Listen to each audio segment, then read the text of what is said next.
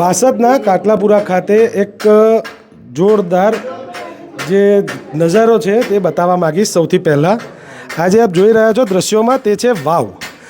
આજે વાસદના કાટલાપુરા વિસ્તારમાં, અને આ બાબતે વધુ માહિતી આપવા માટે આપણી સાથે જોડાયા છે આણંદ જિલ્લા પંચાયતના પ્રમુખ ટીનાભાઈ.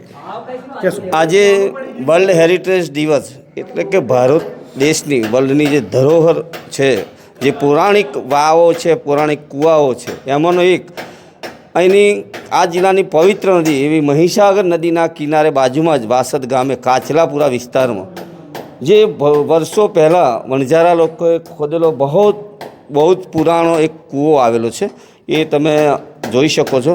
અને ખરેખર ભવ્યાતિ ભવ્ય જે તે વખતે જેમણે પણ આ કામ કર્યું છે એટલું સુંદર આર્કિટેક્ટ ને એન્જિનિયરિંગ ડિઝાઇન વગરનું એવું સુંદર કાર્ય કર્યું છે કે આજે આટલા વર્ષો પછી પણ તમે જોઈ શકો એનો નજારો.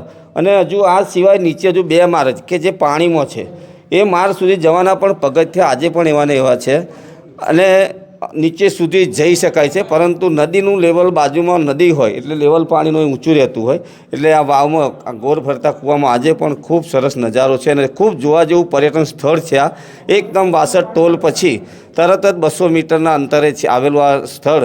એ આપ સૌ જોવાનો અનેરો લાવો લેજો અને ક્યારેક અહીં આવજો. સરસ જગ્યા, કુદરતના ખોળે નદીના ખોતરોમાં સરસ જગ્યા છે.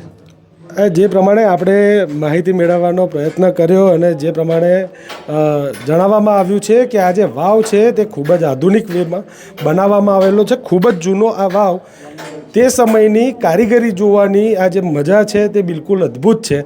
અને આ દ્રશ્યો એક વખત રૂબરૂ વિઝિટ કરીને તમે માણી શકશો, કારણ કે અત્યાર સુધી તમે ઘણા વાવ જોયા હશે, પરંતુ આનું જે એન્જિનિયરિંગ છે, આનું જે સ્ટ્રક્ચર બનાવવામાં આવ્યું છે તે ખૂબ જ પૌરાણિક માનવામાં આવે છે. અને આ સાથે જ અહીંયાથી નીચે જે છે તે પ્રકારે અહીંયા સ્થાનિકોનું કહેવું છે કે નીચે પાવાગઢ અને સોમનાથ જઈ શકાય તે પ્રકારની સુરંગો અહીંયા જોવા મળી શકે છે તેવું અહીંના સ્થાનિકોનું કહેવું છે. પરંતુ હાલ જે પ્રકારની જે વાવ છે તે ખૂબ જ અદ્ભુત છે. અવશ્ય વિઝિટ કરો.